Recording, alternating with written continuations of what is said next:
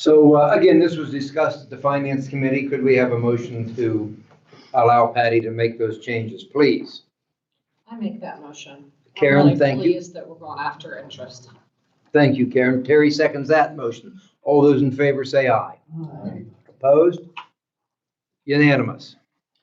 All right, the last thing would be transfer funds from the money market account to the general fund checking. And I think we discussed if the general fund got to 20,000, we would withdraw 50,000 out of the money market. And that would be like an ongoing issue. When our general balance gets to 20,000, we would then continually take out. And Patty, you had indicated that one of us, Terry or I, will have to actually, every time that happens, Terry, we'll have to go over to Somerset Trust and sign a withdrawal. I wasn't aware of that until Patty informed me today. So is that correct? That's right. So that's what we had discussed. Like Terry just said, when it gets down to 25,000, Patty will automatically notify 20,000, I'm sorry, will automatically notify Terry, the finance chairperson, or myself, and we'll make the movement $50,000 at a time. So that's what we discussed. Discussion? Motion? Thank you. Ginny makes that motion. Second. Thank you, Ron. All those in favor say aye. Opposed? Opposed? That's unanimous. Anything else financial? Nope, that's it for tonight. Okay. Okay, guests, just a few words. Because we're recording the minutes, the meeting, actually Deb records and we have the borough recorder up there. So whenever we have public comment or guests, we like you to come up and stand at this podium. People have been complaining watching the videos, who's talking? I can't hear what they're saying. So we thought that we get a podium, and so any public comment or the guests, we asked you to come up here and just speak. And then whenever you're finished, you can go back and have a seat. So our first on the list is Donna Wilhelm. Is Donna here? Come on up, Donna.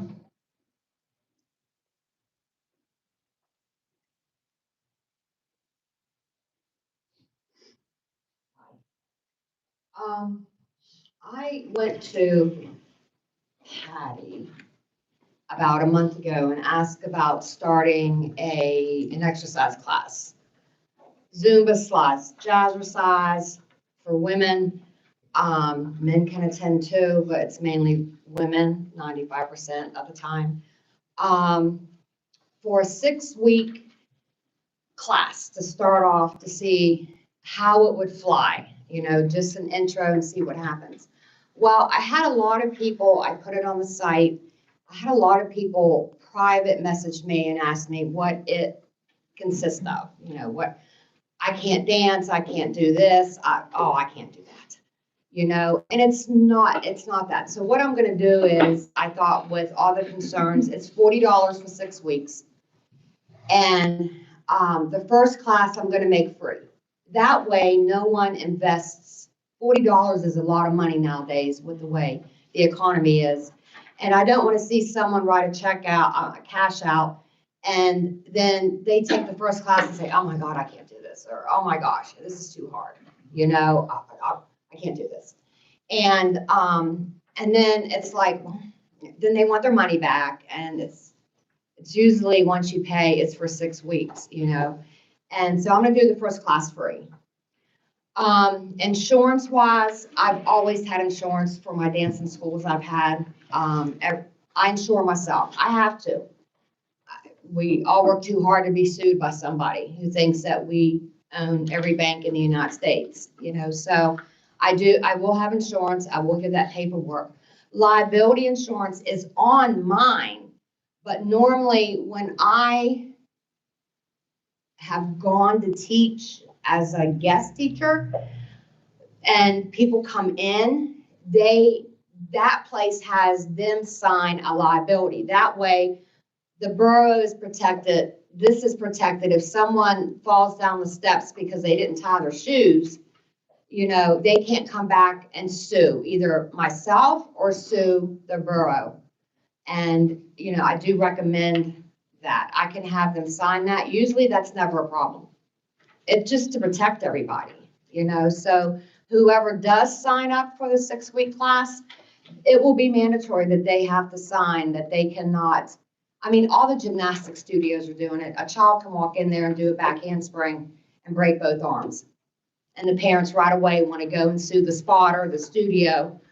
It just can't happen like that. So that's my plan and then I plan on, after the 6 weeks is up, I want to do it again. The holidays are going to be here. And then my next thing is, I used to teach at assisted living houses for people that they have balance issues, hips, knees, replacement hips, they can't sit on a floor, that 90-degree angle. So I do chair exercise. It is a wonderful, wonderful program. It gets the upper body working. It gets their heart going a little bit, and they don't have to worry about falling over. So that's my next gate to open. And aren't you also doing a free class? Yeah, I am. And I also I just got out in Meyersdale High School, started a dance team. It's all free. The school is not paying me. I don't want anything for it. It's my time. The girls don't have to, we're just starting from scratch. So you're asking to use our gymnasium gym. here, Mhm. right? And you would just have to arrange the time with Patty. Right, I saw Patty, but then, I just thought that I would come to get the borough. I do plan on turning in my papers prior to this starting. And I didn't know about how you want to do the liability. I think, because we had just discussed this, I think if we could have a copy of your liability Mhm. insurance with the borough as named on it as additionally insured. Okay, Now, as far as us having a copy of every single person that signs the waiver, I don't know that we've ever discussed Never done that. that. I'm going to yield to our solicitor to see if we would need that. Mhm. But if you could just get a copy of your insurance, yes, and it has to list Meyersdale Borough, yes, and possibly even the community center is where you'll be performing. right. And, I think we're excited about this endeavor. That's what we just put significant amount of money at the gym to fix it up. So Right. we're happy that people are interested and Yeah, want to use it. It's great. I think it's good for the community. It's 18 years and older, 18 and up. I just think it's a start, So are you asking us for a motion tonight? Yeah, it's just, I can use the gym and I'll hand in all my paperwork. And then if I think your next meeting will be the day after the free class, if I'm not mistaken, because this is. It's the second Tuesday. I'm not sure the date. Yeah, well, I'm the second Monday in there. But I'll give everything to Patty, prior, like a couple weeks prior to. Okay, we have a time here and we just went to the 5-minute mark. So, Okay, you got everything you wanted to Yes. say? that's it. Let's ask for a motion right now. I think let's see what happens. Jenny's going to make a motion that we allow you to use the gymnasium, coordinating the schedule with Patty and with the proof of insurance. Clarence? Okay, Karen, we'll give the second to Karen. All those in favor say aye. Aye. Opposed? Unanimous. All Congratulations. right, thank you.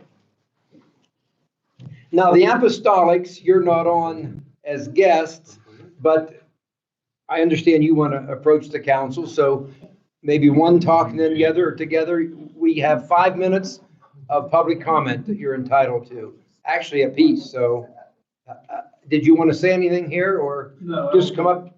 I don't think we have anything to say. We just wanted to come introduce the new pastor to the. Would you just come up and say hello to us and introduce yourself, please? Hello, I am Pastor Brandon Rice Sr. I just want to say I love the community so far. Everyone has been so friendly. The town, everything is so just neat, and everybody's been cordial. We thank you for welcoming us so far, and hopefully we can be a help and help the community and do what we can and do our part. You just let us know, okay? If there's anything we can do, please let us know. We're going to do everything we can. Absolutely. I need to get in touch with you because last year, Art will tell you, we have our Christmas light up. Sure. And last year, the church did a live nativity for us. Okay. So I'd like you to consider that again. Sure. So I'll get in touch with you via Art then, Okay, we'll be glad to do what we can for the community. So, okay, thank you. Thank you. And the only thing I would mention, are you interested in using the school up here, or haven't you made a decision? If you're not sure, I might suggest that we have you come to our committee meetings. It would be the Thursday night before this meeting, the second Tuesday, the Thursday before the second Tuesday in October. And then maybe we could discuss the school and then the property up here also, and see how we want to move forward be glad to with do both. that. That'd be okay? That gives Yes, you sir. time to Yeah. get situated Yes, and, I mean, we We're don't talking, rush you, it's just- but I'm learning new things every day, so, but we'll be glad to sit down and do whatever we can, talk about it, what you want us to do, what we would have ideas to do, present all that, absolutely. okay. October the 3rd, I'll put that down and make sure. 7 PM right here. 7 p.m. Okay, well, thank you and welcome Thank you all. aboard. Yes, We're sir. glad to have you in Meyersdale. Sean, would you like to give a report about what you've done so far as a guest? So, good evening, everybody. As you're aware, I've been doing some of the network work for the borough. We're almost finished. I have a few things left down in the police department to wrap up. I just met with Shane and Officer Pritz and Officer Berkeley down there. Oddly enough, timing is coincident. Text message last night from Mr. Berkeley said that internet was down in the police department, and I came back and that firewall, the old device, was frozen again, unplugging it, plugging it back in, fixes it temporarily. So we just moved everything over to the new network for the police department. We're finished with cabling. There's just a few odds and ends and documentation that I'd like to wrap up, and then that project will be done. So new firewall, new switching, new access points in the police department, this room, and Patty's office. And the police department, oddly enough, had some really good cabling, so we were able to repurpose a lot of that. Patty's office needed some TLC, especially because of the added devices, printers, that copier, and so forth. So she has enough cabling to cover what she currently has, and then a couple to grow if she, adds another device here or there. And then in this room, we have the wireless plus a wall wired device down there if needed. So a phone or something could be plugged into that port as well. So any questions for me? So I maybe have another hour or so, and then we'll be wrapped up. And then if there's any questions, feel free. I've provided the Wi-Fi password to Shane, and I've also provided it to Patty. There's a guest network as well for guests that come to the borough. They just have to accept the splash page that they agree to, a generic basic terms of service for that guest network. So there's a password, a separate password for the police department. Yeah. So And then everything one is for Patty, correct. and then one for this room. Is that, There's a borough network and there's a police network. The police stuff is separate from the borough stuff. So anything in this room, if it was a borough-owned device, would be on the borough wireless. Police would be on the police, and then guests could come in and connect to guests as long as they accept the splash page. Yeah. do you have any questions, Shane? Things going good? You're satisfied? He is doing a wonderful job, him and Dan both. And if we have a situation, we'll give you Absolutely. a call. I get it. And then figure up your time and Yep. send us a bill and we'll get you paid. We're on track with the project that was originally, put through the council, so there's no overages or anything. All right? Any questions? Anybody have questions? Thanks, Sean. Thank you. Public comment? Yes, sir. Your mic? I am, yes. Okay. I just wanted to chat this evening. I know that some of you were on council when I spoke 2 years ago, and some were not. I had a hearing in regards to having a bike shop at my land, and it needed a special zoning approval. I'll read a couple lines from Mark's comments in the zoning hearing. It says, "The portion of which that deals with the selling of anything like bike parts or anything for the trail, our zoning ordinance does not, one, recognize the trail, and number two, doesn't recognize a lot of the services you will see at other rail trail locations. So that's why we're seeing a need for a variance here. I imagine in the not too distant future, the borough is probably going to revisit portions of our zoning ordinance for those purposes." This was April 18th of 2022. Since then, it hasn't been a topic on any of the council agendas. And I saw that short-term rentals were a topic on tonight. So I just came to respectfully ask that we look at and focus on the ability to add services like bike shops, breweries, ATV shops, go through the ordinance and understand what our town doesn't allow and working towards adding services that are beneficial to people coming to town versus potentially taking away services from the town. So that's all I had to say. Thank you.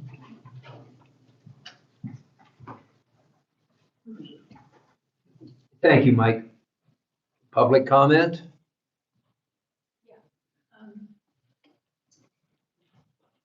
Yeah. I'm Wendy Kelly, and I also have some concerns about the short-term rental ordinance that has been proposed. And I think that my concern is mainly why we're not focusing on blighted properties, police, and other things instead of trying to limit short-term rentals in this town whenever it's really not even a problem yet. So we're looking for solutions to a problem that we don't have, considering that if you look at on any of the websites that do book the short-term rentals, we have less than 10. So that's really not a major concern right now. And I would say that if it becomes a major concern in the future, then absolutely. But then that also means that we have growth and things that are going on here. So I really feel like the council should keep their focus on, let's talk about the dilapidated buildings. Let's talk about the long-term rentals that are definitely shouldn't be suitable for people living there that are living there. I help a lot of people find housing from those situations, and to hear about the deplorable conditions that they live in, that we don't police those, but we're looking at policing something where people are capitalizing on their own properties. You know, I personally own an Airbnb. I also own private rentals. So I see both sides of it. And the Airbnb situation is my property is in pristine condition. Otherwise, I don't have people who come to stay with me. So that's just being said, I really wish we could keep our focus on something like that. And if we have an Airbnb situation in the future, then we can address it then. Thank you. I'll respond, Wendy, one thing. Back around, I'm going to say 2014, when the council changed, we were very proactive in changing the rental ordinance at the request of the landlords. It used to be anytime that there was a change in tenants, the properties had to be inspected by our code enforcement officer. And we received so much complaint because of that. So we changed, there are no inspections unless it's complaint driven. So if you have some concerns about certain properties that you think are inferior or unsafe, then we need to know those people, let the secretary know, and we'll write a complaint with PMCA and they'll inspect them. I mean, that's how we got the State Theater closed some years ago. So, I mean, either we want inspections or we don't. And at the time, it was pretty much unanimous that the landlords wanted no inspection, complaint driven. If you keep a nice property, then that's the advantage. You don't have to worry about inspections. But then those people who don't, and I use the State Theater as an example, that was a disaster. We had complaints. Our code enforcement went in and it got shut down. So that's why the ordinance is the way it is now. We can change it if landlords would want that every time you change a tenant, we have PMCA come. I'm not advocating this, but I'm saying if either there's no inspections or we inspect them and the inspections are complaint driven is what I'm saying, or we inspect everyone. So that's what the landlords came to us and requested. And I'm going to give you the last word here, and then other comments we can move on. You get the last word. Well, no, I think the point of my comment is the fact that we want growth in this town. 100%. Definitely. But you're addressing something that really isn't even a problem yet. And as an Airbnb owner or short-term rental owner, whatever you want to call it, whatever site they want to book through, I know what the condition of my properties are in. And the only reason I get as many bookings as I get is because they're in those pristine conditions. Otherwise, people wouldn't book there. And I think that if you start this conversation about limiting short-term rentals within the borough, it's going to minimize the amount of properties that people are going to buy here. Because if it were me and I had to deal with somebody telling me what I am and I'm not going to be able to do with that property, I'll buy it in Summit Township and right across the street. instead. So I really think that this thing needs to really be investigated a lot further than just throwing out an ordinance, signing it up, and then moving on to the next thing. Because it's not even an issue here yet. We have 10 properties and 3 or 4 of those are B&Bs that are on there already. And then how does it affect those? And you know what? I actually am going to agree with you. We haven't even discussed this outside of it was put on the agenda. So I would urge you to stay on and then you can see where the discussion goes. I have no idea. I haven't heard of anybody actually wanting to limit the number of those facilities here. I don't think that's been Well, discussed. at the last meeting, there was a conversation draft. Yeah. that's what She's it is. referring to, it's the one that actually comes from Confluence Borough. And they limit the total number that are Yeah, allowed. and. But these Conflict- ordinances have only been for us to look at. There's no, at this point, even inkling that we're going to approve them. We can alter them any way we want. The only thing I think our solicitor did, and I read them over the weekend, both of them. Remember, I asked you which one was. But I have some thoughts on that, but I think your remarks are well taken. But I think at this point, let's wait until we get to that on the agenda, and then we can see what council wants to do. I'm gonna get one last remark, then we'll move on because we're over time Sure. for you. So this is a remark just in general, and only because I've only been coming to these meetings for a couple of years now, and I'm just a little confused as to how this works. Just because whenever you guys place things on the items on the agenda, and you have public comments at the beginning of the meeting, then we don't have time to discuss it in an open forum. Whenever, okay, it's back here, but it's going to be at the end of the meeting tonight that you're going to discuss this. So in order for me to even understand what we're going to discuss, I feel like we should have an opportunity at every line item to have a public comment to say, what does the public say about that? Because we don't have an opportunity to know the beginning of everything. So Okay, I feel like we're kind of like, here's your open concept of, we'll hear what everybody has to say in the public, but then over here, we're going to address 50 things that you don't get to talk about now. well, that's the way Notice I- councils work, Wendy. I mean, you look at councils throughout the country, they don't stop after every agenda and open public. Okay, you know what, we're way past the time. Thank you. Public comment. Who else? Yes. I have 2 items to talk about. I'm going to get a quote, I have a quote for a volleyball system for $3,720 from Volleyball USA. And the second item, I have a cleaning applicator for $278.12 that me and Tom looked at to come out of my gym floor fund. I'm going to get approval from the council to get those items.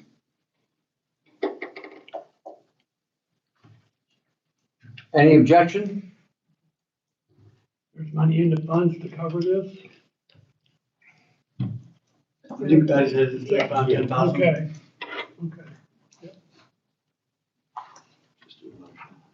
Okay. Can we have a motion? I make a motion. Thank you. I'll second it. Okay. Ron and Tom, all those in favor say aye. Opposed? Unanimous. Thank you. Public comment. If you don't mind, if there's no more public comment, Steve's here tonight. Item 14 under, what is that? Yes, Steve, welcome aboard. We'll count you as a guest, so Yes. speak up and, what item are you here for? You want to come up here, please? So Steve, my question for you, we talked at the workshop the other night about the retaining wall on Grant Street, and you and I had a brief conversation. So PennDOT has come back and said they won't take any responsibility for the wall. We may push back on that. We kind of think it is in there right away. My question for you is, if we push back on PennDOT, do you have any experience that has that succeeded, or is it a long drawn out fight and you would look for funding elsewhere? What's your Yeah, thoughts? first of all, I'd say good luck. A lot of times it's this, what's Yeah. very difficult, with property lines, right of ways, sidewalks that are in PennDOT's right of way, but yet they're gonna say, no, you, the property owner, you're responsible for maintaining those, clearing those, if there's repairs that need to be done, all that type of stuff. But I would push back, I don't know the history of that retaining wall. I saw the email that you had shared that property owners or whatever ground that is supporting, that they're basically responsible for the maintenance. But I mean, that's a lengthy wall, multiple properties. Obviously the borough has most of those, but I would think that, I think of, was it Route 80, I think, or 322, where they did a huge wall, and I mean, that was a PennDOT project. So I would think that there's some way to be able to push back and have that more of a public work project under PennDOT. Do you want to not comment, necessarily- Mark, what you had said about, you feel that there's a good chance it's, was done by the Yeah, it government? appears to be a WPA wall built during the Depression. The issue is trying to find the documentation to substantiate that. Today, they always, you do either a easement or something like an easement, and everything's recorded, easy to track, and Right. they didn't do that very much in the 1930s. So the hope is that we'll be able to find that. We're going to communicate with our state senator and our state representative in hopes that they can help push that forward a little bit. Do you know the right of way through there? I mean, Not off the top of my head, but I know it's well within it. I mean, that wall is Yeah. within the, I mean, I would think it would be, but, and they admit it's within their right of way. They just, yeah, again, it's the maintenance issue that they'll push that as much as possible. yeah, it's the on exact same property wall owner. on the length of 3 different properties. So. Right. Yeah. And we don't own the one in the middle. Correct. Is that Yeah. house abandoned, Patty, in the middle? Are there any utilities to that greenhouse? Oh, I would not know. I don't know. Do we bill them, do they pay garbage? No, there's no. I don't think there's anyone living there. Is that what Pat Murray's mother's house, home place? Yeah, I don't think, Last I knew it was. she could give you information who owns it, but I don't think they had plans of fixing it up, and so far, nothing. It's falling apart. Yeah, and some of that, I think the road extends down through there too. I think part of the, probably Borough Street Mhm. that doesn't really exist extends down through there. It does, yeah. But I will add, I mean, since I'm here, to talk about the blighted properties, I mean, obviously each town and community has blighted properties. They're littered all over the place. I would agree that obviously there's got to be some strategic effort, to do that. But property rights is important as well. You get the wrong people in power, and they don't like the color of your house, and then they're coming after you. So, I mean, with rights comes responsibility. So, that's the line to try to pursue that. But if there's some incentive, I mean, I've talked to other communities. I know finances are hard and difficult, but if you can incentivize property owners, especially businesses, to be able to do projects to improve. I know with the resurgence of Meyersdale Renaissance a little bit, especially from a nonprofit side of things, being able to establish some local grant funds that matching funds, especially the borough. I mean, that's good use of your money if you had money to put forth to be able to work with property owners to match those funds and help them. I mean, I'm a property owner as well. Through the last couple of years, I think the landlords were probably shafted more than anybody else during the past couple of years, especially the eviction moratorium and other things, tenants that destroy properties, and then it's like a lot of us do not have deep pockets to reinvest in properties. But if there's programs and things like that, I know we did one in Somerset. We did get some grant funding from the state, and we're able to match. And even those that were over income, I mean, even if you made over $100,000, as long as you were matching, dollar for dollar, to be able to help improve homes, businesses, whatever, try to incentivize good things, not always, come hard, to chase people, that they're trying. So I would just offer that as well. Thank you, Steve. If we end up, just lastly, if we end up in a situation where we cannot push back and get anywhere with the wall, I mean, it's pushing. I mean, there's definitely loose stones. I mean, we can't let 219 get shut down again at some point here. There's sources of money out there. I mean, potentially there's sources of money. I mean, we'll take a look at that, obviously, from the redevelopment authority end of things and some funding. If there is an accident, I mean, the other thing to offer to PennDOT is that they're coming after you too. You know, so if there's an accident, somebody's hurt, just like anything, I mean, they're gonna attach everybody to a lawsuit. So PennDOT, let's work together for a resolution. Maybe they have to give a little bit, maybe the borough obviously has to give a little bit, but. It would be our hope that by next meeting, we can have some information on if we can prove that it is the state's responsibility. Mark's going to be researching on that. So I'd say maybe let's hold off a little bit here, at least, and give us a month to come up with see if we can figure out who owns it. Right, and there are other projects that we'll offer. We looked at doing some grants for Center Street, obviously with Main Street, Center Street, but down here on Grant, you know, so basically from Main to the Doughboy. But if we could do a project like that and maybe add a project like the retaining wall, try to make it a little bit larger to try to get more done. So there is the potential, you know, of some funding. Definitely get, you know, Metzger and Stefano involved. Steve, thanks. Alrighty. Anything else? No, I think that's it, unless you have questions. Always a pleasure. Yep, alrighty, yep, thank you. Okay, public comment. I think Britta wanted to. My question was answered, so you're fine. Good. Thank you. Okay, last chance saloon. Okay, now when I bang the gavel, public comment is over. And like I said, I'm just following our policy and procedures that the borough has. If you have a question, contact Patty, and then you're welcome next month to get on the agenda, and you'll have 5 minutes to discuss it. So anything else? Okay, public comment is over. The president's report, I have none, Mr. Mayor. All right, I don't have the calls to service for the month of August, but I do have the check from Magistrate District Court 16-306. It's $233.63. Patrolman Agreement Handbook. It is all but finished. We are just waiting on one more officer that we can get him on board. Then that will finally be taken care of. So we're making progress. Yeah.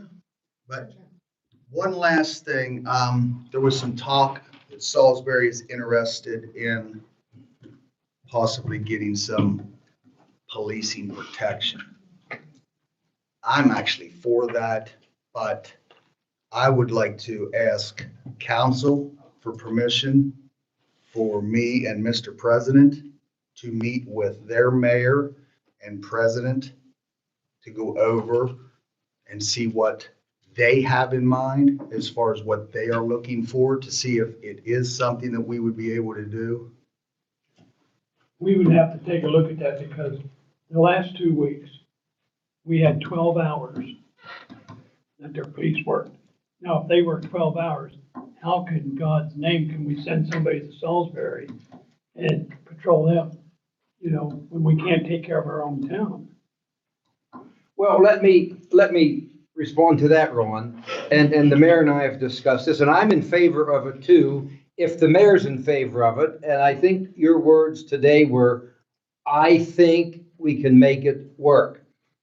If we have 2 officers on, and this is just hypothetically, they're working 4 hours here in Meyersdale, from 6 to 10. Why not send one of those officers up to Salisbury? We're reimbursed for that. Again, Shane and I discussed, if there's a problem down here, they're 5 minutes away with the lights flashing to get, and vice versa. And I think it would be helping Meyersdale Borough, which was what we're concerned about, but also helping our neighbor Salisbury. And with the new officers, which are just about ready to start, Officer Craig and Officer Berkeley, you feel that you could make it work. So, I mean, the majority rules here. The mayor is making a suggestion that at least we're not deciding anything tonight, but it would be just preliminarily to meet with their representatives, one-on-one, 2-on-2, and decide see if we could get a proposal together to come back to the Borough Council. This is very preliminary, and I think, and Shane will correct me if I misspeak, all we would like to do is have a motion, and I would ask for that motion from council to give us permission to set up a meeting, and then we come back to the council either in a special meeting before our October meeting or at the October meeting and make a presentation. So there's no point in getting into a huge, big hullabaloo here tonight. At this point, all we want to do, let me finish, Ron, then you respond. We're asking for permission that we could go ahead and have this meeting. Am I right, Mr. Mayor? Correct. Okay, question, comments before we ask for the motion. I spoke to Tim. He said he hopes to God that they don't start sending people up there. I spoke to a gentleman that last time that the police were going up there, they were going into the cemetery, sitting there, spending their time till their shift was over, coming back. So, you know, it's. Well, we have a different mayor now, Ron. We have, right? Correct. Different mayor. But like I say, Ron, with all due respect, I think we're getting the cart ahead of the horse. Yep. All we want to do is I'm asking council for a I motion. make a motion. You guys go up. Thank you, Ron. Is there a second? I'll second it. Okay, Patty, let's do a roll call vote on this one, please.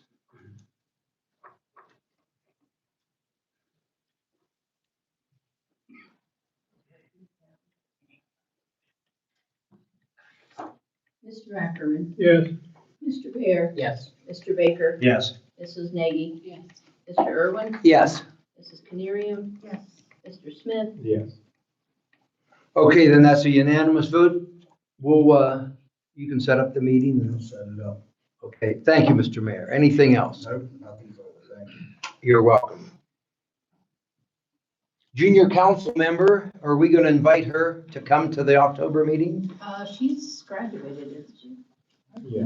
I thought she was a senior. Do we have a new one? Okay. Thank you. Thank you, Mr. Smith. Emergency Management Coordinator report. Kevin, thank you for coming, and we have to approve a report tonight. I'll let you explain it, Kevin. 35 years, the emergency operation plan is up for renewal. The plan I had emailed to you and everybody had an opportunity to look at it. It has three parts. One is, the first part's a general part. It basically says a lot of background information about and that's open to the public. There's two parts of this, the functional checklist and a notification resource manual that's not open to the public. But it all is involved in the same plan. You've had an opportunity to take a look at it, and it's up for approval tonight for that. So if that's the first order of business, we can take a look at that. I had read it. There's a lot of individuals, a lot of positions that I don't know how we'd ever fill them all, but I did read the plan, and I thought I emailed it to everybody. Is there any discussion? If we have no discussion, I'll ask for a motion that we approve this plan that Kevin's worked so hard on. Karen, are you discussing or a motion? Motion. Thank you. Second. And Tom. All those in favor say aye. Aye. Opposed? That's unanimous. And as I say, we'll have to sign this after the meeting, so kind of hang around, and every council member and the mayor. We have to sign it, so we might as well do it. What do you have next? You said you had a question. Oh, yeah, just, here's okay, it's 2 a.m. and a freight train is going towards up the hill, and a tank car with some kind of highly horrible material, a chlorine, or hydrogen sulfide, or, I mean, if you sit by the railroad tracks with your phone and just Google those 4-digit numbers, it's horrifying what goes through here. Okay, so we have a train derailment. There's chemicals running down Main Street. It's 2 a.m. What do we do? What are our responsibilities? The mayor, myself, the fire department, what do we do as elected officials? Besides pray. You want the short answer or the long answer? Stay away. So within the plan has functional checklists for the elected officials for every different phase of the responders. But in a quick nutshell, basically, as the government, the continuity of government, you all get together. When a disaster happens, the fire department responds. There's an incident commander that's set up. They call for more resources as needed. If it's a hazmat issue, they can call for the hazmat team.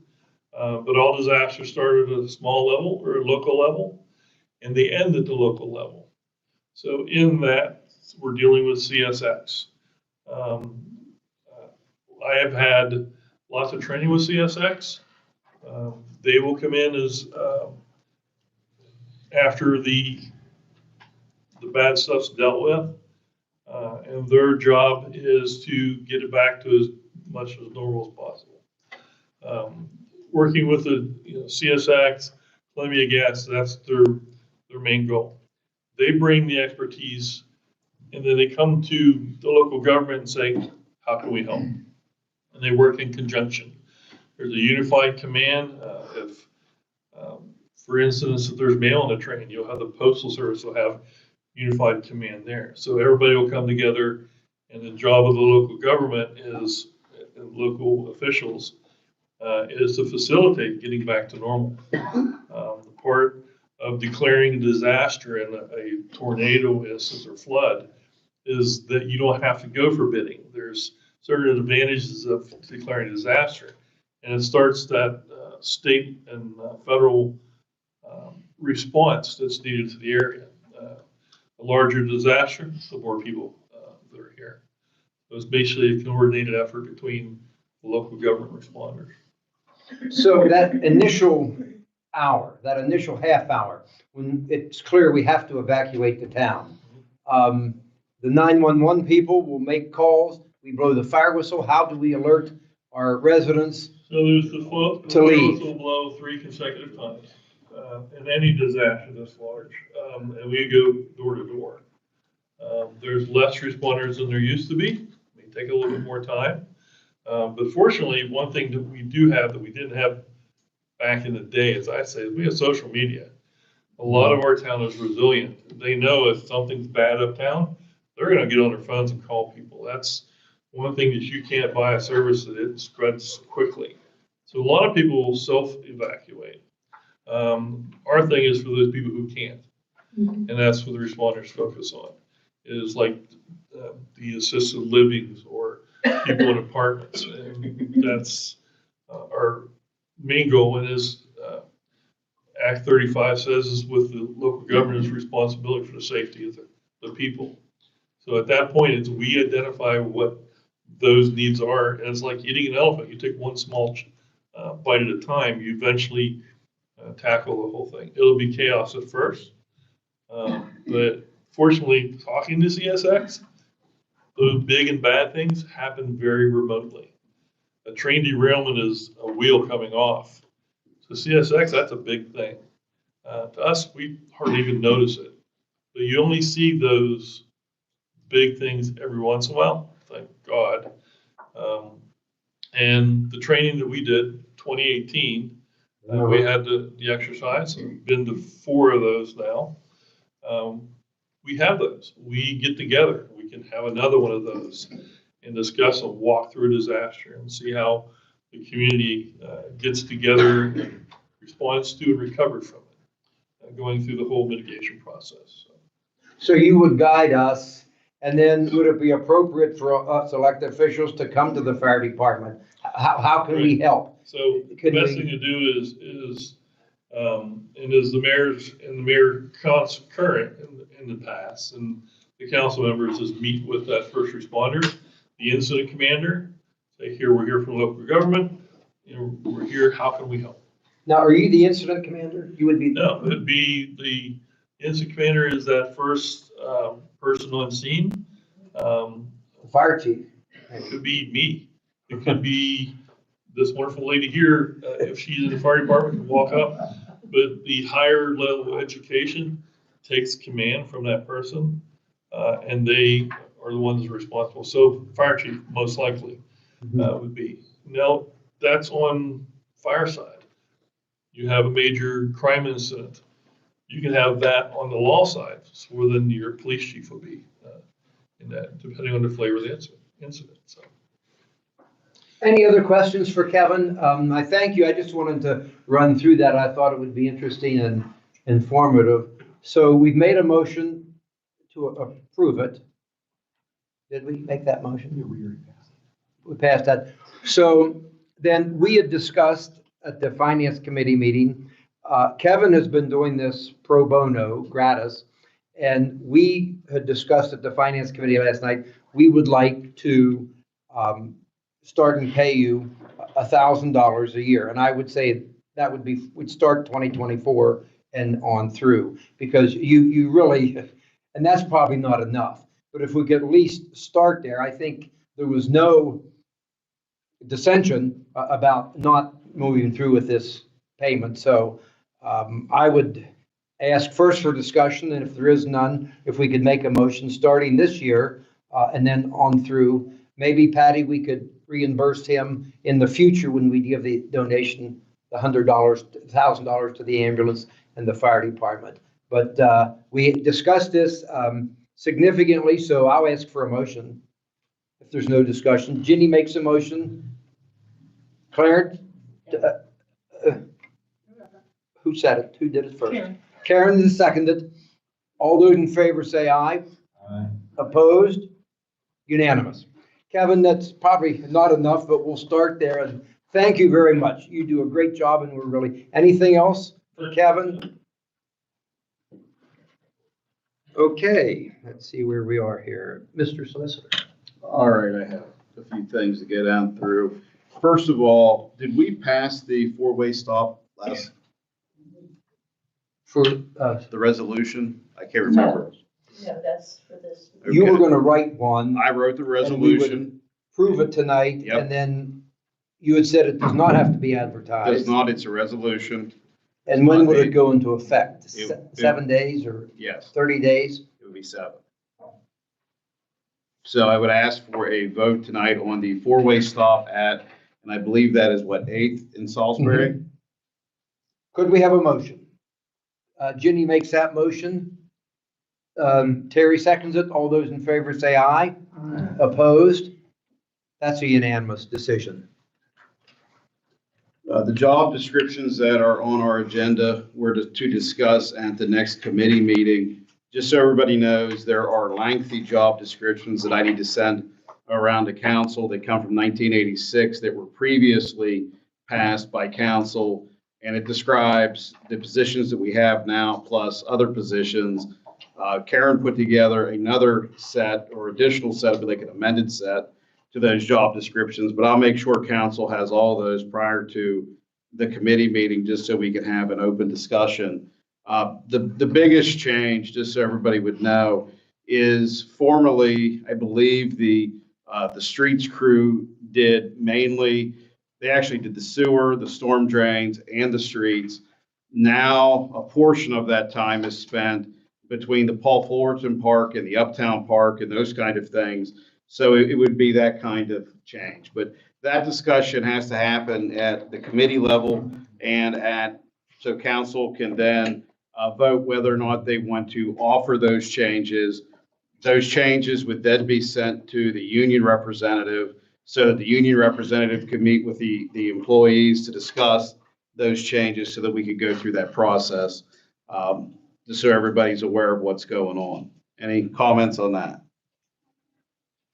The ATV ordinance, I finished how many signs? So DCNR said that they will pay for possibly all of the signs. They won't give me an exact till it's actually confirmed by council to allow me to apply for the signs, and then the application is set in. We'd be asking for 48 signs. The reason for that is if you go down through and you look at Grant Street, Lower Broadway, Main Street, Beakley, and Center, and Cherry Street, every intersection with a state roadway there has to be a sign I believe on both sides. So it'll actually be 48 times 2. So you're going to be looking at 96 signs. So just so you guys understand, but I need a motion tonight that authorizes me to make that application. A motion, please. Tom makes the motion. Ron seconds it. All those in favor say aye. Opposed? Unanimous. They just go on existing posts, so that's gonna help a lot. Yeah, if you want an example of that publicly, if you go and look at Berlin, you'll see they have the signs posted and how. There's probably some of them that's not gonna work. There are some over there that they had to put their own post in, but for the most part, they would have it on a stop sign. And these can't be on the state road. They have to be right as you For go example, on. Center Street, I would put it on both sides of Main, correct? Correct. Yeah. And going out Salisbury or Beakley Street, all the avenues, Front Street, Keystone Street, Large Street. And brand new signs, put them right on the side. Yeah. Any other discussion on that? Nope. Alaska Street, we had we talked about it at our committee meeting, and then we also had at the prior committee meeting, and then we had another meeting. I believe that was actually at the regular meeting last month, and discussed the settlement of that. I have the agreements prepared. Kevin has assured me that he will have the survey prepared by Thursday. I will be meeting with the 2 landowners either at the end of this week or the beginning of this coming week on site and making sure that those property lines that are in dispute are being resolved. So that'll be a consentable line agreement. And I would ask tonight for council to approve the subdivision plan that we had discussed at our last meeting. That will then authorize our president to sign that subdivision plan so that we can have this resolved by the next meeting. And to sign the agreement. And in the motion, Patty, please include that I'm authorized to sign for the council, because that was a sticking point the last time. And then we have to do the same thing with the Vietnam Memorial out here. If we didn't do that already, I can't. I'm gonna get the. You'll get that, okay. Yep. So could we have that motion then, what Mark just read off regarding, did you get it? Make the motion. Okay, thank you, Ron. Clarence, you seconded? All those in favor say aye. Aye. Opposed? Unanimous. So ordinance number 435, I believe, was the subject. It's been on our agenda for several months. I know some council members have asked why. I would ask council to either do something with amending that with respect to chickens, or to take it off the agenda, just because if it's not going to move forward or any changes, that should probably be taken off of the agenda. The whole reason that was put on, over the last probably 5 years, we've had maybe, I think it's either 4 or 5 complaints by different landowners of either chickens traversing Meyersdale on the different properties, or property owners who have stored chicken manure on their property. And then our most recent have been roosters who have been bellowing way too early in the morning. So I would just suggest either that you do something with that, or we take it off the agenda. Just, it shouldn't be a placeholder. I personally would like to say, let's get rid of it for now. And if it raises its head again, we can always put it back on and revisit it. I had read the ordinances, and in the current nobody ordinance, seems to be interested in moving forward with it. So could we just take it off, Patty? Unless there's objection. So if we take it off, you are or are not allowed to have chickens? as we are right now, you are allowed to have chickens in the borough. There's no limitation to the number of chickens. The chickens cannot cause a nuisance, which is kind of a subjective test. Yeah. Really, two of the complaints we had for chickens were in the agricultural zone that were in town, so that it really couldn't have been affected by this ordinance anyways, but. Let's just punt it. I will note that everybody, to my best of my knowledge, every time that we've had a chicken issue, it's been easily resolved. So, yeah. Next one, the social media policy. Has council taken time to review the social media policy? I would ask that if we could discuss that at the upcoming committee meeting. Our last committee meeting was pretty full, unless somebody has a strong feeling on that. But I think we do need to get that passed, just so that we have, if nothing else, a chain of command when it comes to Facebook and with the borough page, and also so that we can control what posts are allowed, et cetera, just so it doesn't appear to be the borough's views if there are things posted. Would you please, Patty, put that on our agenda under the finance? And we'll discuss that more thoroughly at our October meeting, committee meeting. I mean, I do, not for discussion, but with our Facebook page, which I'm not on, but I mean, like people put things, and I'm not being critical, but like recipes and decorations and things like that. Is that, and I'm just asking this as a question now, that we can just, is that appropriate for a borough? I didn't set it up, okay? I'm just asking. No, but I'm telling, no, what I wanted to tell you is we have to go back in and reset it up because it's too open. And I go through and, knock out stuff, but I can sit for days and knock stuff out.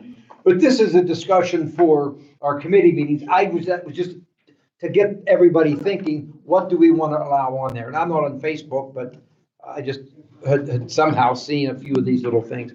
So, okay, keep going then, Catherine. So with respect to, there was discussion tonight about the Airbnb ordinance.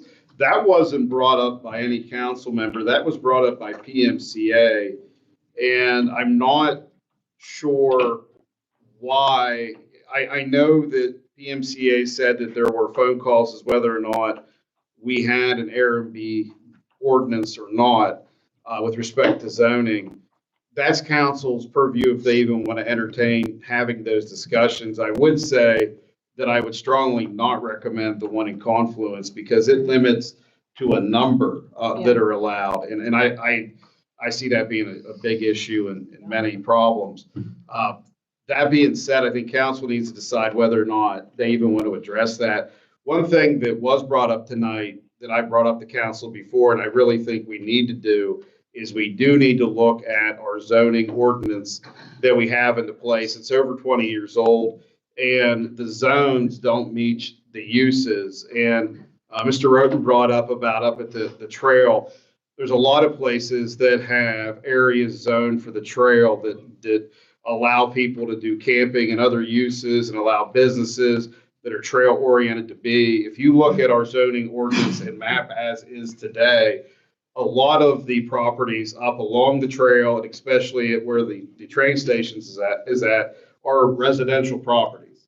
And uses that would be very effective for the trail, whether those would be Airbnb or B&B, there would be a lot of question because they're residential. Whereas if the council would take a proactive step, we could get some of these issues changed with really a lot of hassle. Could I jump in here? Yeah.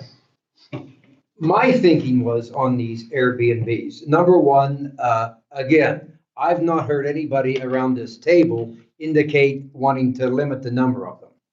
Is it possible, Mr. Solicitor, that although I think they should be somewhat regulated and at least registered, so like the rental apartments, is there a way we could very simply piggyback the Airbnbs, no restriction on the numbers, onto our regular rental agreement? We could amend the definitions under the rental, in the rental ordinance. And then the same thing, the only way there would be an inspection would be complaint driven, just like we're doing right now. That way, I think that would satisfy PMCA. They weren't really pushing us to do anything specific, but they just don't know how to handle this. So what does council feel about not limiting the number? They would have to register and pay the annual fee in the borough, $25, a year. And then, let me finish, then you can show. And then if there would be a complaint, then say, for example, there's no carbon monoxide detectors in there, or there's no smoke detectors or things like that, and where it was just junky, that we could have complaints, and then our PMCA group could go in and inspect them. So that's something that maybe we could bridge with PMCA and the community. Go ahead, Karen. How many long-term rentals do we have in the borough? I don't know without getting my records. How do you update your records annually, yearly, 6 months? When are they updated? Like, we have no idea how many long-term rentals are in this town. Jeff, you drive out Beakley Street every night. We had a property that it was a blighted property on Front Street, the corner property there below Deacon's. How is that property utilized now? I have no clue. I don't see anybody in there at all.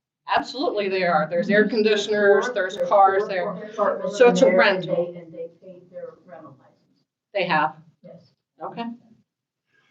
Well, I'm going to agree with Patty here. I think that Meyersdale is a small enough community, at least the past 8 years that I was on, we probably kept a pretty good handle on who was renting and who wasn't. I mean, pretty much, I don't think that was ever an issue in the past. But that's just something to consider. I don't know how much we want to get into this tonight, but I just want to make this clear to everybody watching and here. I don't think, at least I haven't heard of anybody around this table is interested in limiting the number of Airbnbs or short-term rentals. I have some more comments. Go ahead, Karen. So we now have side-by-sides. So the only industry really, so I shouldn't say the only industry, but one of our bigger industries here is tourism. And I have the next generation of citizens in this town, the 40-year-olds, coming to me saying, I have money to invest. I want to buy buildings. I want to put businesses here. I'm excited about the side-by-side trail coming into town. Like, people see a new energy. And then we start talking about, we're going to do this Airbnb and we're going to make them register and all that. No one else around's doing it. This long-term rental policy, there's maybe one other in the Tri-County area, one other municipality that does that.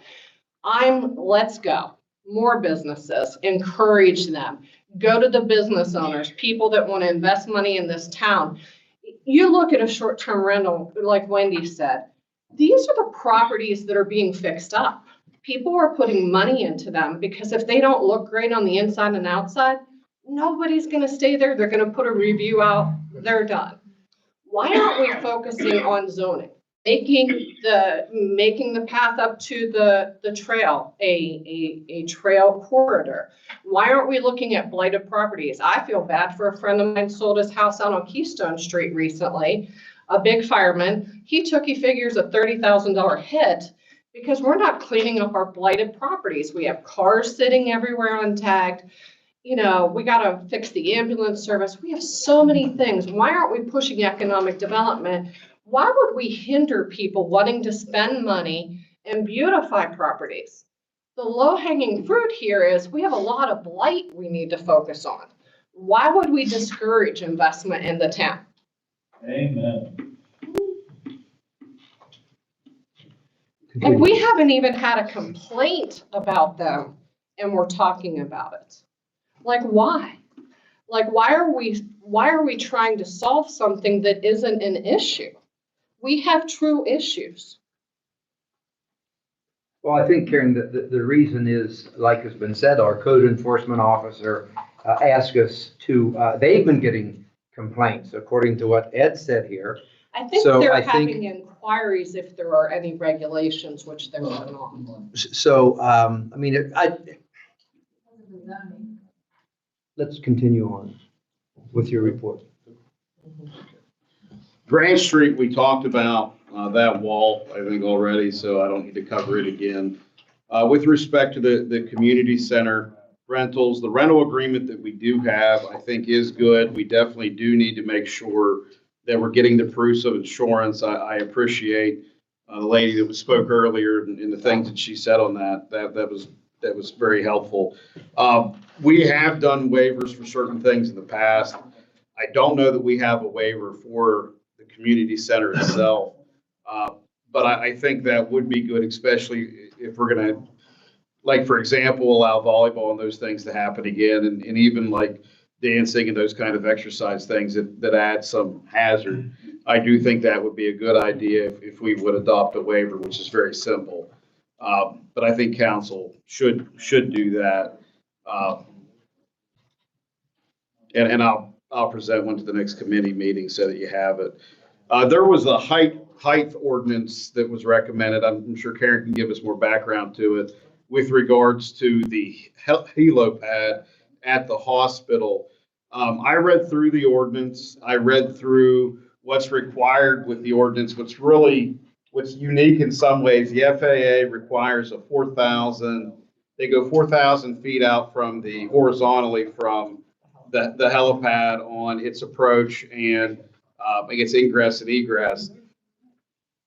With respect to that, and I believe that was sent around, what's interesting is most of the area, except for when you would get over towards Myers Avenue, and quite frankly, I think that's the only area that zone would be affected because they look at, if you look at, for example, they use the Thomas Jefferson, I think it's hospital in Philadelphia as an example for the state. And they look at the horizontal line going out. If you pay attention, if you're standing at the helipad, or if you've ever been lucky enough to take off there, there's a lot of things like down around Keystone and Large Street that are below that site level, even looking down towards Beakley. So if you would do this, it seems to affect, when you would get out far enough to Myers Avenue, it would be like 280 feet above the elevation of the actual helipad itself. I appreciate the hospital bringing that to us, but for us to even do that, we would have to look into it more further. Just so you know where I'm coming from, because I don't know any structures, and I'm sure there are ones that are that height, in town. I guess elevation wise would do that, but I just offer that.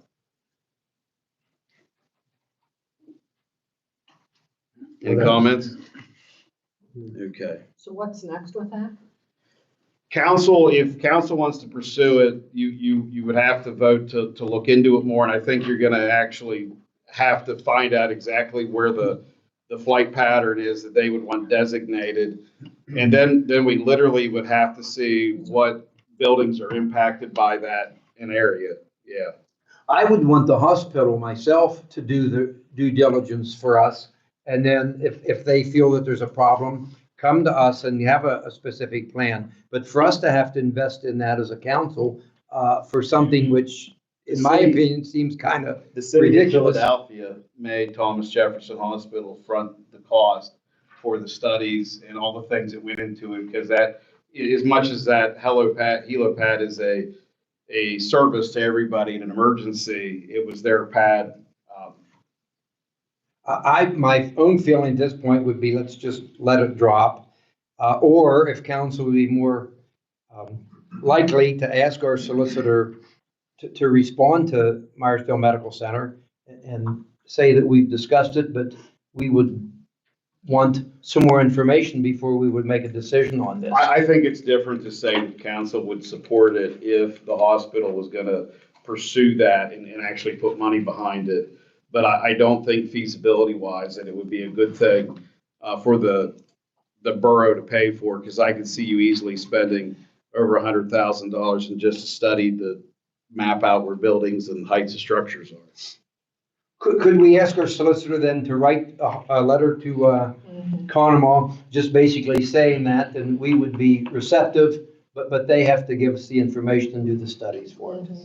Okay. And I bet it goes nowhere. Couldn't they give us the flight path and then put that in with our zoning?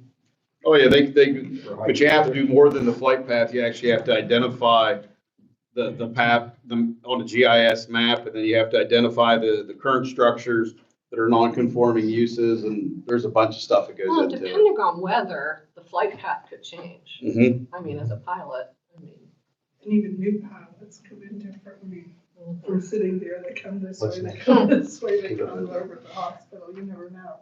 So on 326 Salisbury Street, I need, first of all, I was asked, and this is public information, what the taxes owing on the property currently are. It's $982.42 is what is currently owing on that property, which is significantly less than some of the other blighted properties that we have dealt with in the past. I have prepared a settlement agreement, and the owner of that property is currently looking at that agreement. I would ask, though, for authorization from council that if the landowner agrees to settle this case, as we had previously discussed and voted on, that would authorize the president to sign that settlement agreement, and also would authorize me to contact Steve Spokart, who he's still here, about possibly using that as a blighted property with the county fund. Could we have a motion? Thank you, Terry. Tom seconds it. All those in favor say aye. Opposed? That's unanimous. You got the motion, Patty. You can run back the tape there. I would ask, you didn't stop for discussion. I would ask that we try to work with the school who influences the county to see if then they would forgive the taxes. Need to make that part of the motion? Yes, if council will allow us to amend the motion, and there's no dissenters then, so we'll add that to the motion. Thank you. Did you vote? Mhm. You amended it after you voted? We should. All those in favor of voting for the amended version, please say aye. Aye. Opposed? Unanimous. And I've had a long month, but thought of that. The other property, there has been several attempts to get adjacent property owners interested in that Clay Street property that has been on our blighted property list. That wall continues to fail. I'm also asking council tonight to authorize that I can contact, once again, Steve Spokart with the county to look at having that property torn down. It's a blighted property on Clay Street. Yes, Karen. I make that motion. Oh. Terry, all those in favor say aye. Opposed? That's unanimous. The next one is the Vietnam Memorial subdivision. My understanding is the school board is to vote on approving the actual subdivision formally at their upcoming meeting. I am making sure that it's on the agenda so that I can then coordinate that with their solicitor. But my understanding is it should be approved, and then once that's approved, they are going to sign the subdivision plan, and then it will then be given to the county. I don't see any issue with that. Being that, and I'll add this to it, that the school has required in writing that the borough complete the subdivision for the memorial before they'll sign off on the deed. So I think it's a foregone conclusion. Did we sign that? Yes. At our last meeting or 2 meetings ago. Actually, I'm not sure. Do you remember, Patty? Did I think council we signed the map and. I think we did Kevin too. came over and got it. Did we had previously voted to authorize to sign it, do you know? Because I can't remember. I don't remember. Okay.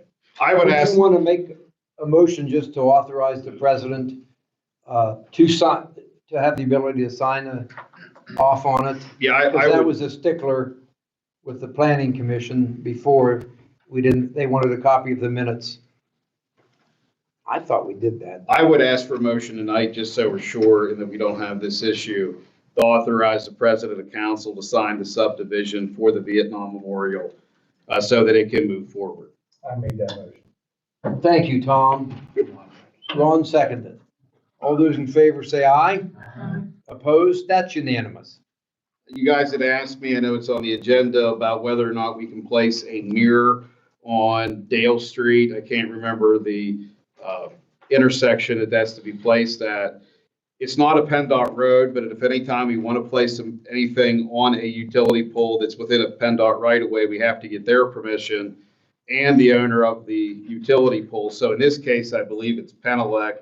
We would have to give Penelec's permission to place that mirror on the pole. Okay? The last. Is that a big deal to? No, I just ask him in writing. I think it's at 235 Dale Street. Is that what it is? That's my thought. Thank If you need the poll number, let me know. You probably will. Yeah, you can text it to me. The last thing is with the MOPEC, I think I'm pronouncing that right. There was an issue that came up, if you guys remember, about a month ago. There was an email sent out about we had a reporting issue. The problem is I've never actually dealt with MOPEC until this summer. I don't know that the mayor has much experience on that, but when whoever the officer is that is the reporting officer for the police department, when they leave, they are supposed to report to MOPEC that they are leaving and then place the new officer in that position so that they can do the reporting. The mayor can't do the reporting. I can't do the reporting. And it was like pulling teeth to, quite frankly, get them to understand that Officer Pritz had to be that person that was going to do the reporting. Once they said we were in violation, they decided, hey, you're in violation because we haven't made the change. They've now made the change. So that's going to allow that newest officer to be so that he can get all of the stuff. Because every time, doesn't matter how long an officer's worked, how many different places they've worked, each location now that they go and work at, they have to have a new background check. They have to have a bunch of other things that are done all through MOPEC. That now can move forward. Tim is catching up on our reporting, which we're a lot further behind than what I thought we were on, mainly because he wasn't allowed in the system. But he's getting that caught up, is my understanding, and we should be able to move forward with your needs for the officers going forward. Correct. So that's all taken care of. Any other questions? And I'll be quiet now. Thank you for that solicitor's report. Go ahead. Yeah, and just get the address of that Clay Street. I don't have it off the top of my head, but I'll get it to you. I know how to find it. I think it's maybe 227, but that's off the top of my head. Okay, code enforcement, PMCA. We're going to go through this agenda as quickly as we can. I know everybody wants to get home and watch the big debate. Many of these things we've already discussed. So committee reports, the municipal authority. I did ask Patty, we discussed it. We sent a letter to Summit Township reminding them or letting them know that this is their year to give us a representative, or they recommend it. So Donnie Anderson is the current representative to Summit Township, so we'll see who they come up with, whether Donnie wants to continue or what the Summit Township supervisors want to do. But we'll need to know that until, our January meeting. And that would be up to them to advertise that because they're the ones that recommend. I thought we had to advertise it because all they do, they recommend it, but then we have to approve it. Then we should. I thought we should advertise it we now should. then. Yeah. Still underwater conservation? Yes, just a reminder, the levels in the reservoir are still low, and we recommended people restrict their unnecessary water usage for the time being yet. Probably not. There you heard it. Okay, anything else, Terry? Anybody here else from the MMA? No. Street foreman, Brian, what do you have for us? Today we had the prisoners come in. They were painting the yellow on the curbs. Tom called, got that set up. I'm gonna try to get them back. I'm gonna call tomorrow, see if they can get back, finish up. He said if they do, it will probably be middle of October. They're pretty busy. So that, the only other two things I have is, number 10 on the unfinished business, the Little League concession stand repairs. I did not get a quote on that. I spoke to the gentleman. He should have me a quote by the end of this week. And then the quote to change the electrical outlets, number 11, Patty has that. I talked to Leroy, sent a quote, so she does have that tonight. So when we get to that, you can give it, I'll give you a chance to find it. Other than that, that's all I have for. And then we'll discuss the emergency access road Yes. under the agenda. Yes. Okay. Thank you, Brian. Mama, anybody here from Meyersdale Merchants? Yes, sir. Brian Burkeville, the new president of the Meyersdale Area Boroughs Association. Just be real quick. We've officially changed our monthly meetings to the third Tuesday of the month at 9 a.m. up at the GI Day room. So our next meeting will be Tuesday, September 17th. And for that one, we do have two guests. We're going to have Aaron Hauser, who's the director of Somerset SCA for Drug and Alcohol, and Rebecca Mull, the director of Somerset County Drug-Free Communities. What they want to do is come in and gauge the local communities for a forum at some time in the future. That forum will be basically how to identify, de-escalate, or deal with a customer either in your place of business or outside your place of business, to recognize mental health, substance abuse disorders, and just community awareness.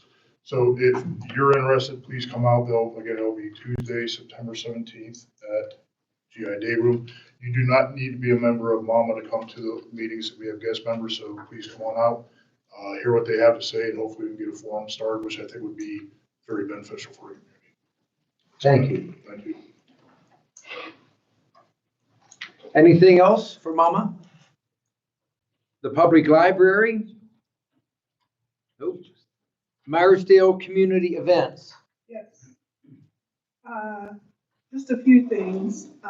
Country Express is playing on Sunday, 4 to 7. So Brian, if you can have the barricades for me on Friday, and then we'll put them back. And then October 19th is our bond fair with the school. 17th.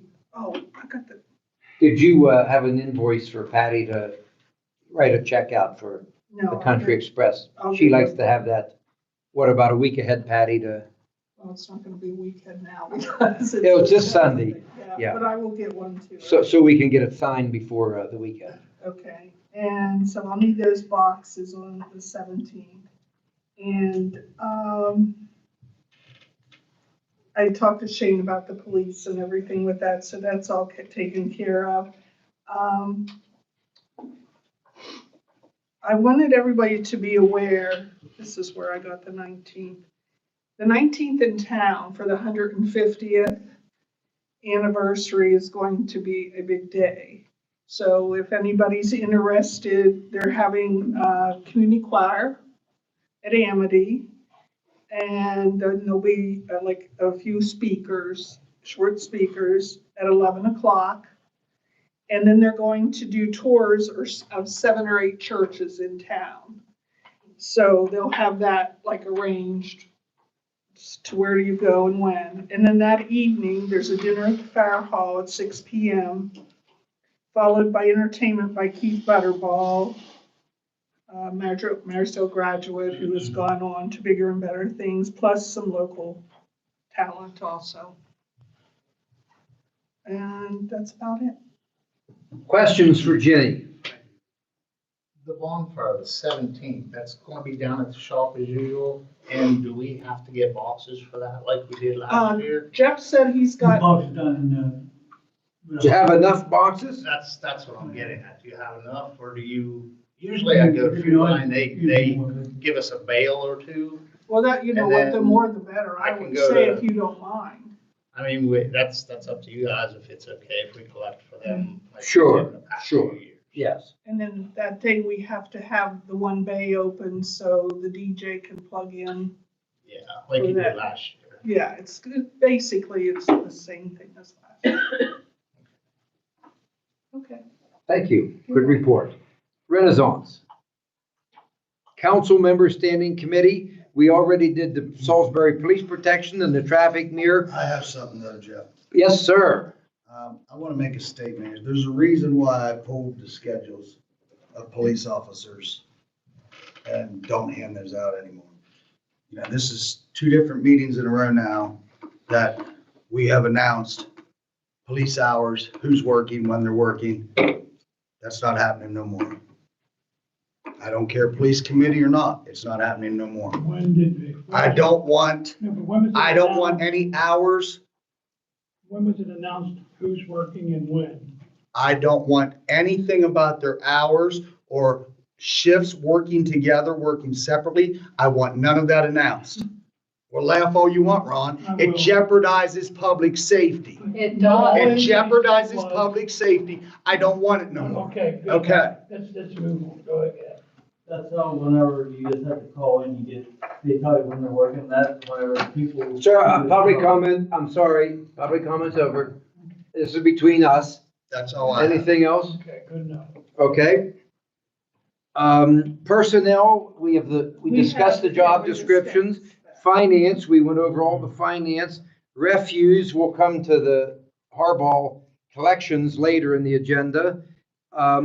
The streets, now we have to discuss, what do we want to do with this paving excess cost? It's about $10,000. We had discussed it a little bit at our last meeting. We discussed it at the finance committee. So I guess the bottom line is, do we want to pay it or don't we want to pay it? It was discussed very well. So I'm just going to simply ask for a motion for somebody to make either we pay it or don't pay the extra $10,000. And then we'll vote it up or down. So no motion would mean, I guess, we don't pay it if nobody's willing to make a motion. Mr. We Solicitor? would need a motion to pay it. We don't need a motion to not pay. So I'll open it up for discussion. We kind of discussed it ad nauseum at our committee meetings, but if there's any further discussion, I'll entertain that. If not, I'll ask for a motion that we go ahead and reimburse the paving company, what is HRI? $10,000. Everybody gave their own opinion. So is there a motion that we do that? You're making a motion or you're speaking? I'm speaking. So I think you have to balance. So I would never hire them again here. Keystone Lime has never done this to us. We probably should have gone with them to begin with. They were the next highest bid. But at the end of the day, if we're going to spend $10,000 in litigation going after them, I think we ought to, I don't know, I'm just talking out loud. If the next highest bid was whatever, maybe we offer them that and settle it, or else nothing. But I would never pay them more than the next highest bid. As part of the discussion, I will throw out that in future street bids, We require them to that we require them to attend. This was the only contractor not to attend. We didn't have that as a requirement because that's not a PennDOT requirement. But to alleviate this in the future, we just require them to attend, and any bidder who does not attend would be rejected. Oh, okay. And I also think that in any future contract, it should say, if you are at risk of going over, that you have to do a change order and notify us immediately. Okay.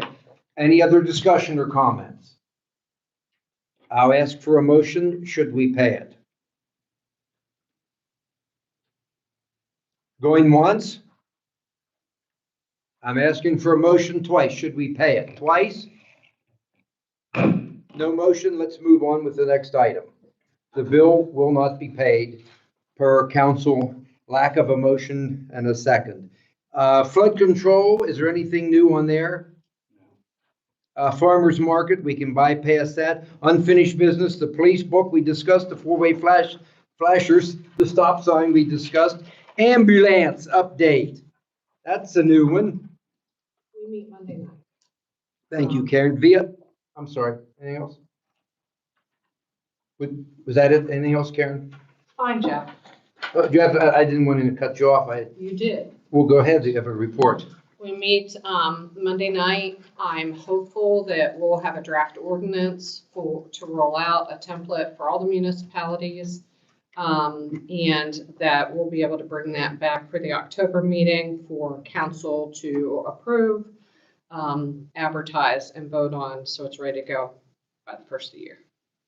Perfect. Thank you. Vietnam, we discussed that. Job descriptions. It's with the personnel that Mark spoke about. COVID, ARP. We had come up with 3 things that we wanted to use it for. The flood control, I thought, the emergency access road, and what was the third one? Storm drains? Storm drains.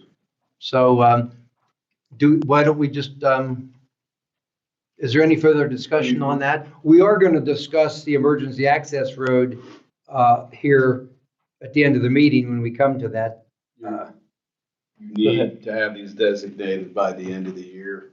Right. And they want them designated by either a percentage or a dollar amount of what you're gonna put towards each one. So I don't know if you want to discuss that at the committee meeting so you can decide how much you want to put towards each one. Let's do that, but we might have an amount tonight, one amount, right, Brian? So, so let's, committee meetings, and I think definitely, ladies and gentlemen, at the October meeting, we have to get serious committee meetings and come up with the percentages or the exact amounts that we want to designate this for. Harball cleanup day. Was there a date set for that? We didn't set a date or just. You were supposed to get prices. No, $500. For 2 dumpsters. For one. Or, That's the big ones. That's the great. but are we going to do 2 though? Yeah, so we $1,000. Okay. And what's the date? That we never said. That's, Do you have a recommendation? we was gonna do it on a Friday. So that way Brian could watch it a little bit, control a little bit about what's thrown in there. So. Well, let's set the date now. What about the last Friday of September? That's too soon for us to, I think. The first Friday of October?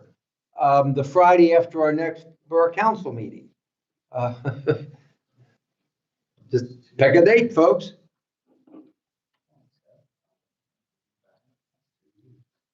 Yeah, but people are gonna have to get stuff cleaned out. We're gonna have to promote it. I'd give people a month's notice. Let's go with the 11th then. October 11th? You're the chairperson of this. Is there any objection to October 11th?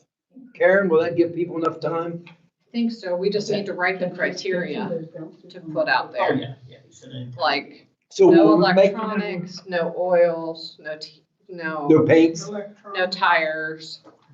No prescription drugs. So we can work with that, Patty, and get that on our website and maybe advertise it once we come up with our, Somebody tells me what's going we'll have to do that, yes. So are you going to make a motion, Clarence, that we do it October the 11th? Yeah, I'll make a motion on that. And a second.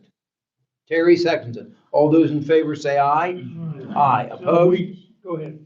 Unanimous. Go ahead. We're gonna put the dumpsters down with Brian. Yes, and he can keep an eye on it. Okay, that, I would say he can keep. And then they're gonna pick them up that day at 5 o'clock or something. on. Yes. So they're out of there or they'll be junk every place. It'll be a disaster. There or where Hartwell's comes across from the ambulance building, and then people could drive through easily.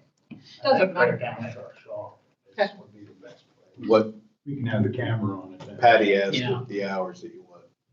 Is there gonna be any specific hours, or is it just till the 2 dumpsters are full? I think it's whatever hours, like if it's from like 8 to 1 or 8 to 2 or something, or Suit your until schedule. they're full. 8 to 1, 8 to 2, that's fine. Just do it 8 to 2, that's 6 hours. And then, or until they're full. That way you'll be there the whole You don't time. want them to bring the dumpsters in the night before.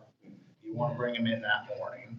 Right. And then they pick them up at the end of the day. Are they gonna have some proof that they're trash bills paid so that you don't have people bringing trash that's not paid for? That's gonna be hard to do. We couldn't do that. that. And do they have to be a borough resident? Yeah, I think that's the big thing. 'Cause if But borough who's gonna funds- check that? If borough They would funds, just have to show their driver's license. or Are you gonna driver's check license, that? or a bill, electric. Be hard to enforce, but whatever you wanna do.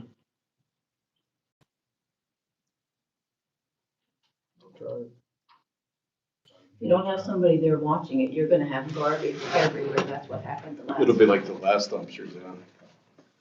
Could we arrange the schedule and ask RJ to work a full day and maybe knock off early on Thursday, that we would have two people that's round the clock for 6 hours, man. It would probably be best to have two anyways, just. That way you can keep an eye on things, and however you want to verify, I think it's going to be tough to verify. But unless you actually know somebody that they live up in Laurel Falls, it's going to be tough to verify, I think, but I just say do the best you can with it. Okay, height ordinance, we did Little League concession stand repairs, that's been done. The quote to change electrical outlets, that's been taken care of. No. Yeah, I was gonna say that. Oh, that's right, that's right.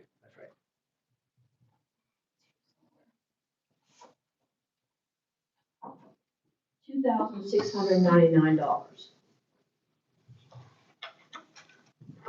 Well, could we have a motion to, we've discussed this at a number of meetings now. Could we have a motion to go with it? You want to move forward with that or not? What are council's wishes? I'll ask for a motion. If there is none, we won't do it. Is there a motion? About changing the electrical outlets on the decorative poles. Is that an advantage to put up Christmas Well, lights? I tell you what the big advantage is. Right now, Main Street, they're all set on a breaker in the box. So if these blow, I go up, click the breaker, the box are on. Center Street, they're not. They all have GFI. So if one goes out, I gotta climb up there, try to figure out how to get that lid open, get a screwdriver in there to reset it. It's a pain in the rear end is what it is.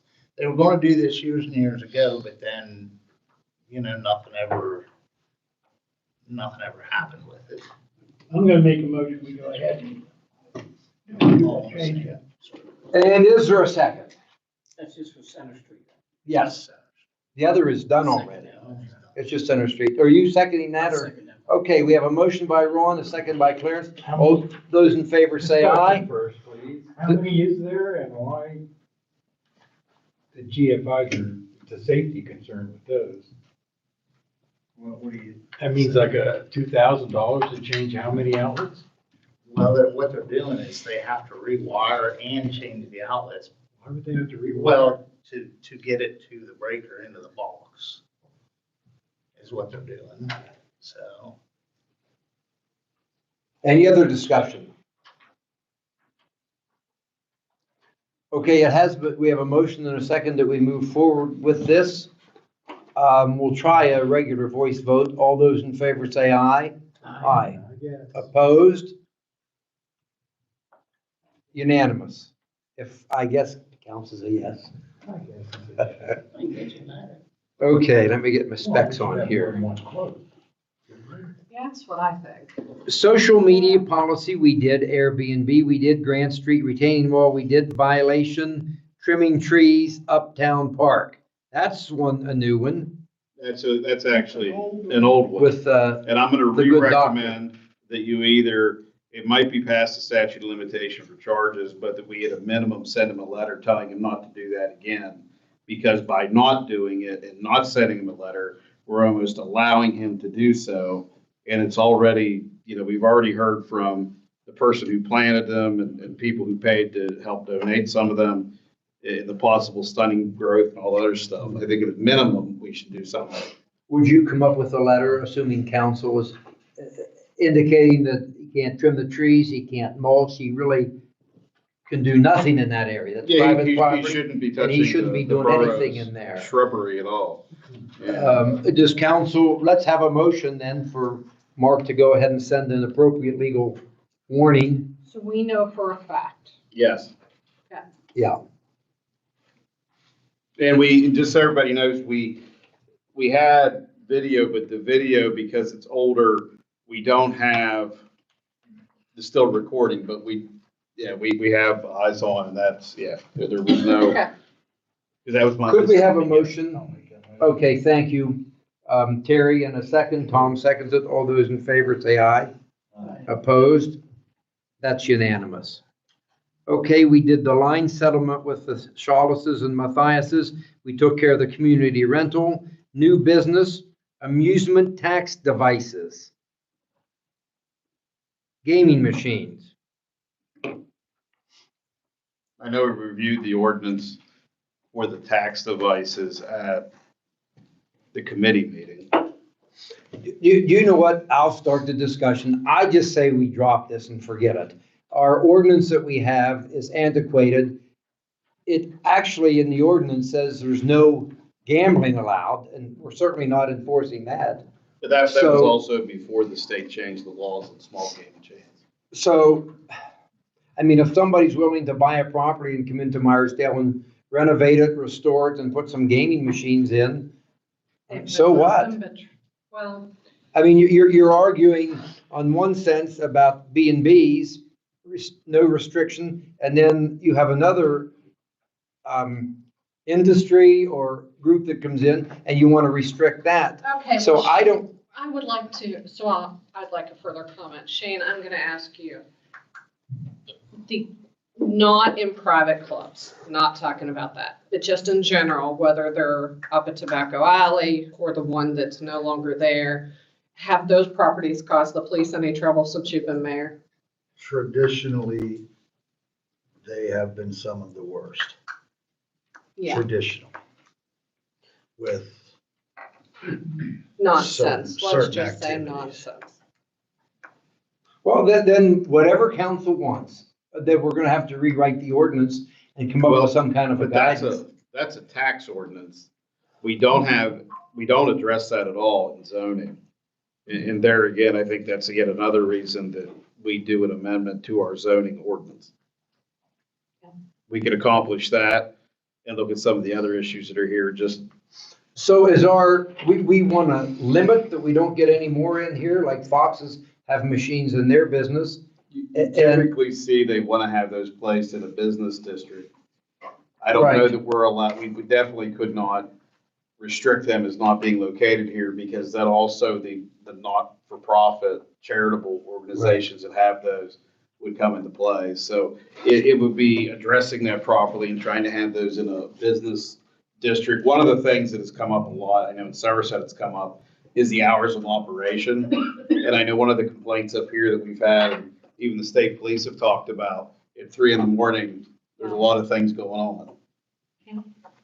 So, Well, the bars have to close at 2 AM. Maybe these things have to shut down at 11, Yeah, I think this one's 11, 10 o'clock in the. This one's 24 hours a day. Well, you know what? Why don't we put this on our finance committee meeting? And now that we see maybe, and let's all think and decide what legally we can do to maybe limit the hours. I mean, if Sheets wants to put them in, they're gonna put them in, you know. So, I mean, how you can actually prevent somebody from bringing them in here would be my question constitutionally and legally. But if we could limit the hours, like a strip club, we went through that. And like you that can't have a actually is in strip our club. ordinance. I know it is.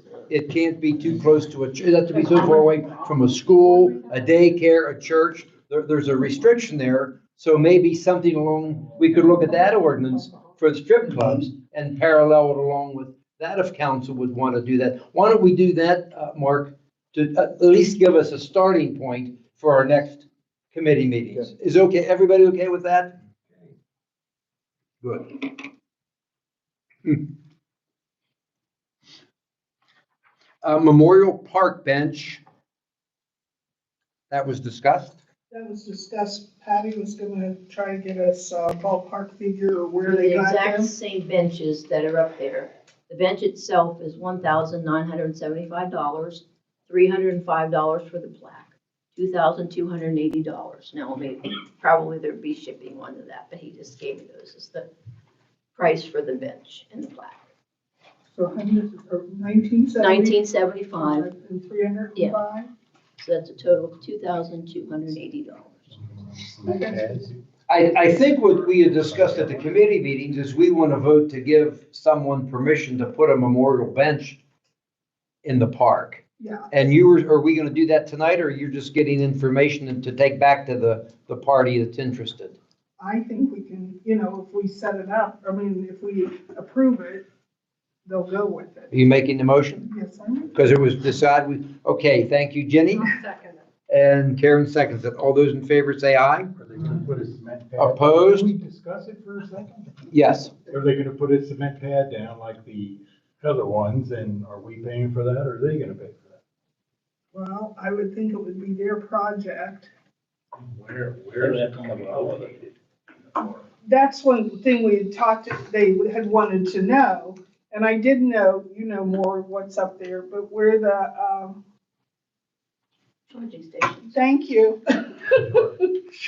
Charging stations are right down from there, or right down from the gazebo, you know, closer to the sidewalk. So either, which, would it matter? Probably be better down at the lower end. It'd give us more room to work. So, Other than the charging station, down at the lower end would probably work better. so you're talking Over down from the against the gazebo? entrance. Yeah, Okay. down towards, that's Okay, just what my I'm thinking. thought. It would just give a little more room to work. I just want you to include the price of the Sure, platform. okay. So, That was a good point, Tom. Yeah. For once, do you know for a where we change. got that, Patty? I think that Level Acres did that when they Level did the Acres, design of the. Yeah, they did all the work up there. Okay. Okay, so, we do have, any other comment? Question? Question being called for?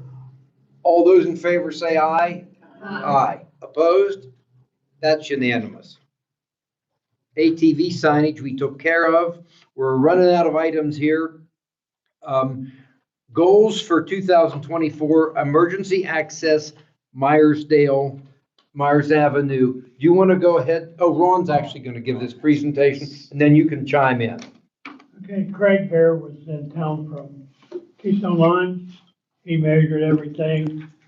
And with, the borough crew doing some of the prep work, Yes. they can do the roadway for $10,854, and they could probably start in the middle of October. Are they Do you wanna- gonna, are they gonna do the stormwater permitting? The two things that come up, is Jeff asked me to look at this, we're gonna need stormwater permitting, even though I think we're looking at using, millings, right? Well, they're gonna use millings as a base, Okay. and then they're gonna use, they're not gonna surface it. It's gonna be a base, which is just as good as hard top. Yep. But that's all they're gonna put in. Okay. Because it's not gonna be a, per se, it'll be an access road, basically. But he was talking about angling it enough that the water does not go towards the house. Yeah, then that's what we need to, well, we need to do it through, we need to make sure we actually do that part, because that's one of the requirements. The other thing is, just so we all know, that will not be a part of our liquid fuels fund, because it will not meet their spec. So if you put that up, I would stress that no trucks are on there, et cetera. So we restrict them from that usage. I mean, a fire truck can use it because of course it's an emergency and ambulance, but, Yeah, and this would come out of our COVID funds. COVID money. What was the amount again? 10,800. Okay. So it's below what we Yep, would have to it's- bid or even get quotes. It's below the phone quote amount. So, let's ask questions. I think, I'd like to see us move forward with this for safety for those who live up above the CSX, but I don't want to rush anything through here. So is there any other discussion? There's no, Clarence, and Ron, there's no structures on that alley, right? No. Good. And you said about the water, Craig did say that they could put a curb on the lower, so that would divert everything Okay. right down. Yep. That wouldn't be a problem. Could we have a motion then to move forward with this?